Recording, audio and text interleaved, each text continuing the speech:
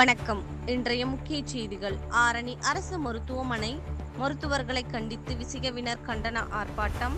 திருவண்ணாமலை மாவட்டம் ஆரணி அரசு மருத்துவமனையில் உடல்நலக் குறைவால் அரசு மருத்துவமனை நாடி வரும் நோயாளிகளுக்கு தகுந்த சிகிச்சை அளிக்காத மருத்துவராக பணிபுரியும் பாலகாமேஷை கண்டித்து விசிகவினர் ஆரணியில் புதிய பேருந்து நிலையத்திலிருந்து தொடங்கி ஊர்வலமாக சென்று நகராட்சி அலுவலகம் எதிரில் ஆரணி அரசு மருத்துவமனையில் பணிபுரியும் மருத்துவர்களை கண்டித்து விசிகவினர் சார்பில் கண்டன ஆர்ப்பாட்டம் நடைபெற்றது.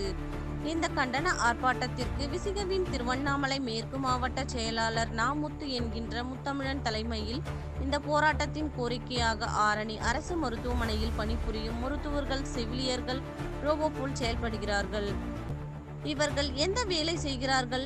நோயாளிகளை தொட்டு பார்க்காத மருத்துவர்கள் மருத்துவமனைக்கு எதற்கு? கர்ப்பிணி பெண்களுக்கு தூய்மை பணியாளர்கள் ட்ரிப்ஸ் போடுகிறார்கள். சில செவிலியர்கள் தொலைபேசியில் பேசிக்கொண்டே ஊசி எங்கே போடுகிறோம் என்று தெரியாமல் நோயாளிகளுக்கு ஊசி போடுகிறார்கள் என பல்வேறு தவறுகளை முன்வைத்து கண்டித்தும் தமிழக அரசும் மாவட்ட நிர்வாகமும் துறை சார்ந்த அலுவலர்கள் உடனடியாக நடவடிக்கை எடுக்க வேண்டும் என விசிகவின் இந்த கண்டன ஆர்ப்பாட்டத்தில் தெரிவித்துள்ளார்கள்.